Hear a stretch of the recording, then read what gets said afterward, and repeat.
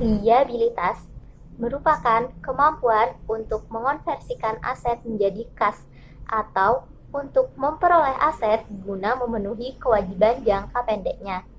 Nah, jangka pendek ini dipandang sebagai periode selama 1 tahun atau periode operasi normal perusahaan. Pentingnya likuiditas sebaiknya dipandang dengan mempertimbangkan dampak yang berasal dari ketidakmampuan perusahaan dalam memenuhi kewajiban jangka pendeknya.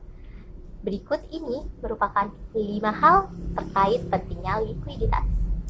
Yang pertama, kurangnya likuiditas dapat menyebabkan perusahaan kehilangan kesempatan yang menguntungkan.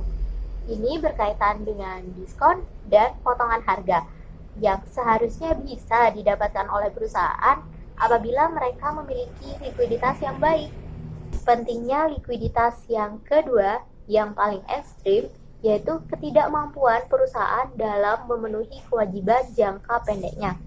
Hal ini dapat menyebabkan perusahaan menjual investasi atau aset lainnya yang dimiliki pada harga yang lebih murah atau rendah. Nah, dampak paling parahnya yaitu dapat menyebabkan insolvabilitas dan kebangkrutan. Yang ketiga, kurangnya likuiditas bagi pemegang saham menandakan hilangnya kendali pemilik ataupun kerugian investasi modal. Kemudian yang keempat, kurangnya likuiditas bagi kreditor dapat menyebabkan penundaan pembayaran bunga dan pokok pinjaman. Yang kelima, ketika pemilik perusahaan memiliki kewajiban tidak terbatas, kurangnya likuiditas ini dapat membahayakan aset pribadi mereka. Karena bisa jadi di kemudian hari, apabila mereka mengalami kebangkrutan, aset pribadi mereka akan dijual atau disita demi memenuhi kewajiban yang masih belum terpenuhi tersebut. Modal kerja atau working capital merupakan kelebihan aset lancar atas liabilitas jangka pendek. Nah, modal kerja ini merupakan ukuran yang penting atas aset liquid yang mencerminkan pengaman bagi kreditor. Modal kerja juga penting sebagai ukuran atas cadangan liquid yang tersedia untuk memenuhi kontingensi. Yang selanjutnya yaitu aset lancar dan liabilitas jangka pendek. Keduanya ini merupakan komponen yang ada dalam modal kerja. Kita bahas satu-satu ya. Yang pertama yaitu aset lancar. Aset lancar yaitu kas dan aset lain yang secara wajar diharapkan dapat direalisasikan sebagai kas atau dijual atau dikonsumsi dalam waktu 1 tahun. Nah, akun-akun yang termasuk di dalamnya seperti yang kita tahu. Yang pertama ada kas, piutang, persediaan, biaya dibayar di muka, dan lain-lain. Nah, beralih ke komponen yang kedua, yaitu ada liabilitas jangka pendek. Liabilitas jangka pendek adalah kewajiban yang diharapkan dapat dipenuhi dalam jangka waktu yang relatif pendek, biasanya sih 1 tahun. Nah, akun-akun yang ada di dalamnya yaitu ada utang usaha, wesel bayar, utang bank jangka pendek, dan lain sebagainya. Ukuran likuiditas modal kerja. Seperti yang kita tahu, modal kerja didapatkan dari aset lancar dikurangi liabilitas jangka pendek. Nah, kita lihat, analis keuangan menilai besaran modal kerja untuk pengambilan keputusan, untuk dasar pengambilan keputusan dan rekomendasi investasi. Jadi analis keuangan melihat terlebih dahulu nih modal kerja di suatu perusahaan itu bagaimana, yang nantinya baru akan dijadikan sebagai dasar pengambilan keputusan. Yang selanjutnya yaitu instansi pemerintah. Instansi pemerintah menghitung modal kerja keseluruhan untuk tindakan kebijakan dan peraturan yang akan dibuat nantinya. Yang selanjutnya yaitu ukuran likuiditas rasio lancar. Rasio lancar didapatkan dari aset lancar dibagi liabilitas jangka pendek.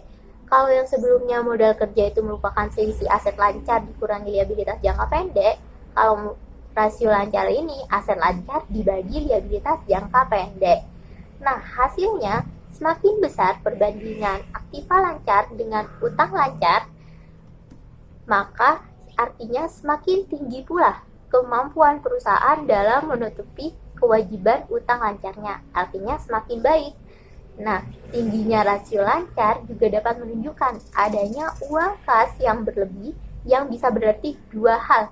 Yang pertama, yaitu besarnya keuntungan yang telah diperoleh.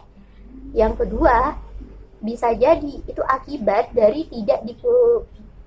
tidak digunakannya keuangan secara efektif. Yang selanjutnya yaitu relevansi dan keterbatasan dari rasio lancar ini sendiri. Kita bahas satu-satu ya. Relevansi. Yang pertama, cakupan liabilitas jangka pendek. Penjelasannya yaitu semakin tinggi jumlah aset lancar terhadap liabilitas jangka pendek, maka semakin besar pula jaminan yang dimiliki bahwa liabilitas jangka pendek tersebut akan dibayarkan. Yang kedua, cadangan dana likuid.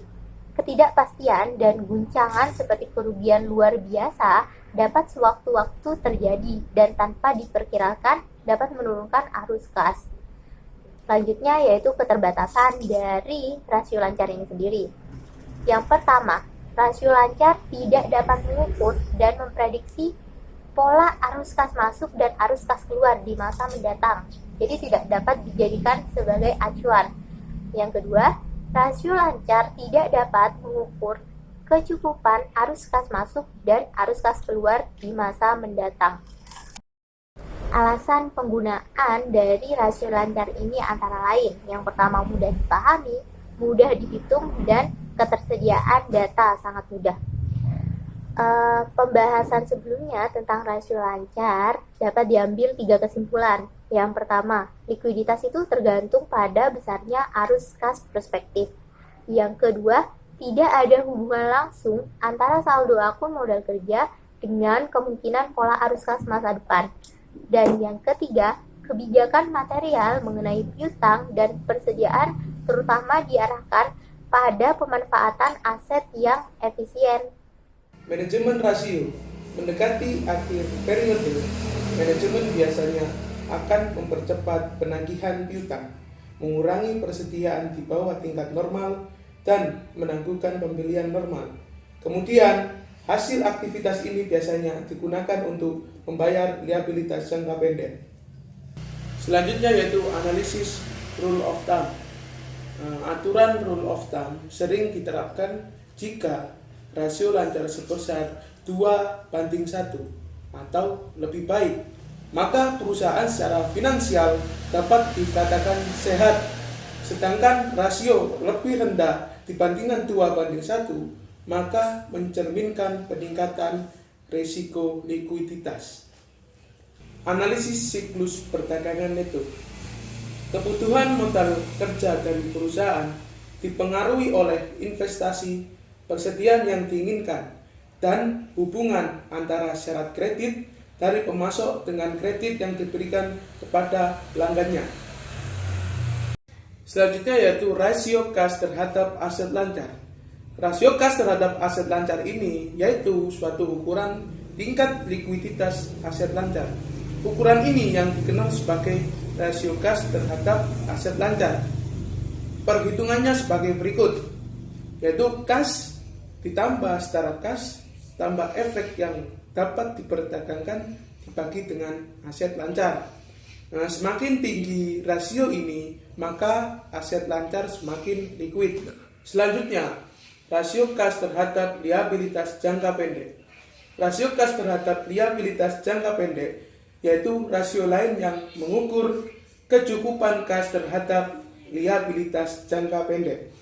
Rasio ini mengukur ketersediaan kas untuk membayar kewajiban pada saat ini. Perhitungannya sebagai berikut, yaitu kas tambah setara kas tambah efek yang dapat diperdagangkan dibagi dengan liabilitas jangka pendek. Selanjutnya yaitu analisis likuiditas berdasarkan aktivitas operasi. Yang pertama ada ukuran likuiditas piutang usaha. Kualitas dan likuiditas piutang usaha dipengaruhi oleh tingkat perputarannya, Kualitas merujuk kepada kemungkinan tertagihnya piutang tanpa menimbulkan kerugian. Ukuran kemungkinan ini merupakan proporsi piutang dengan syarat pembayaran yang telah ditentukan oleh perusahaan. Likuiditas merujuk kepada kecepatan dalam mengkonversi piutang usaha menjadi sebuah kas. Nah, perputaran piutang usaha dengan rumus yaitu penjualan neto secara kredit dibagi dengan rata-rata dari piutang usaha. Nah, analisis ini seringkali harus menghitung rasio dengan menggunakan total penjualan neto yaitu dengan mengasumsikan penjualan tunai tidak signifikan. Jika penjualan tunai signifikan, maka rasio ini menjadi kurang bermanfaat. Namun, jika proporsi penjualan tunai terhadap total penjualan relatif stabil, maka perbandingan atas perubahan rasio perputaran piutang antar tahun menjadi reliable atau dapat diandalkan. Yang kedua yaitu jumlah hari penjualan dalam piutang. Perbandingan ini dibuat dengan mengkonversi rasio perputaran menjadi jumlah hari penjualan dalam piutang, mengukur jumlah hari yang dibutuhkan secara rata-rata untuk menagih piutang usaha berdasarkan saldo akhir pada tahun piutang usaha. Perhitungannya sebagai berikut, yaitu piutang usaha dibagi dengan rata-rata penjualan harian. Selanjutnya, yang ketiga yaitu interpretasi ukuran likuiditas piutang. Tingkat perputaran piutang dan periode penagihan akan berguna dibandingkan dengan rata-rata industri atau dengan perjanjian kredit yang diberikan oleh perusahaan. Ketika periode penagihan dibandingkan dengan perjanjian penjualan yang diperbolehkan oleh perusahaan, kita dapat menilai sejauh mana pelanggan yang membayar dengan tepat waktu. Ukuran perputaran persediaan. Pada kebanyakan perusahaan, tingkat tertentu persediaan harus disimpan. Jika persediaan tidak memadai, volume penjualan menurun di bawah tingkat yang dapat dicapai. Sebaliknya, persediaan yang berlebihan mengekspos perusahaan untuk biaya penyimpanan, asuransi, pajak, dan kerusakan fisik. Persediaan berlebihan juga mengikat dana yang dapat digunakan lebih menguntungkan di tempat yang lain karena risiko dalam menyimpan persediaan dan mengingat bahwa persediaan selanjutnya dihapus dari kas dari piutang tersebut, mereka biasanya dianggap sebagai aset lancar yang paling tidak likuid. Rasio perputaran persediaan mengukur rata-rata kecepatan di mana persediaan bergerak melalui dan keluar dari perusahaan. Perputaran persediaan dihitung sebagai berikut, yaitu beban pokok penjualan dibagi dengan rata-rata persediaan.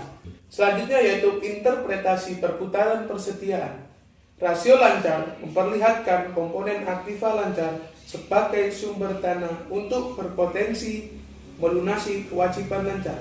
Dilihat dari pandangan yang sama, rasio perputaran persediaan memberikan ukuran kualitas dan likuiditas komponen persediaan aktiva lancar.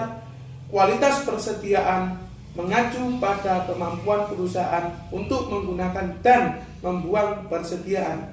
Kita harus mengakui bagaimanapun bahwa perusahaan terus tidak menggunakan persediaan untuk membayar kewajiban lancar karena setiap penurunan serius dalam tingkat persediaan yang normal mungkin memotong ke volume dari penjualan.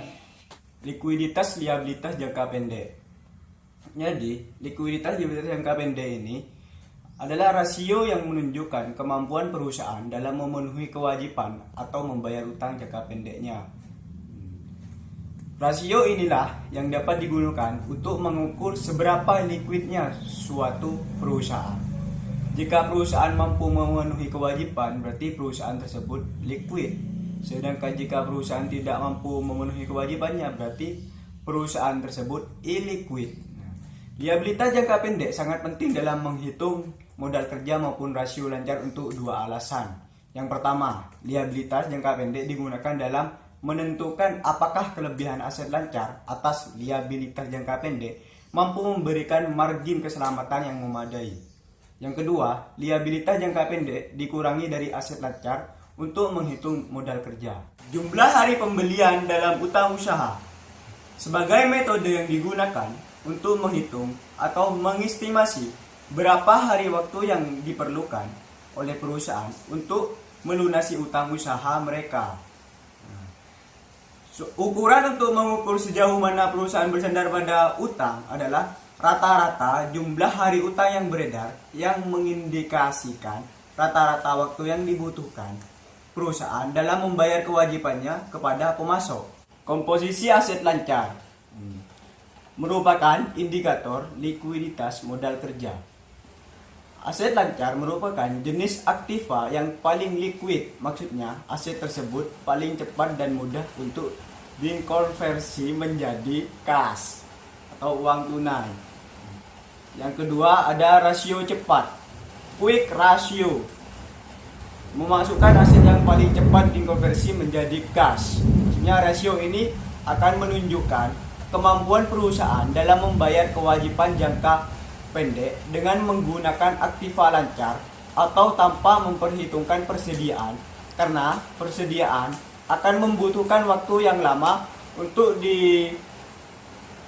diuangkan dibandingkan dengan aset lainnya. Jadi semakin besar rasio semakin baik juga posisi keuangan perusahaan. Selanjutnya ada ukuran arus kas. Arus kas ini penting dalam memenuhi kewajiban yang jatuh tempo atau rasio arus kas. Rasio arus kas ini digunakan untuk mengukur besarnya uang kas yang tersedia untuk melunasi kewajiban jangka pendek yang ditunjukkan dari tersedianya dana kas atau setara kas. Contohnya seperti rekening giro. Selanjutnya ada fleksibilitas keuangan. Fleksibilitas keuangan sendiri kemampuan perusahaan untuk mengambil langkah-langkah untuk melawan gangguan tak terduga dalam arus dana.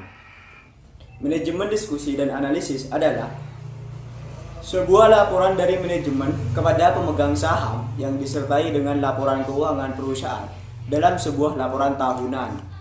Manajemen diskusi dan analisis menjelaskan tentang hasil keuangan dari sebuah perusahaan di suatu periode dan memungkinkan manajemen untuk membahas topik yang mungkin tidak terlihat di dalam laporan keuangan dalam laporan tahunan.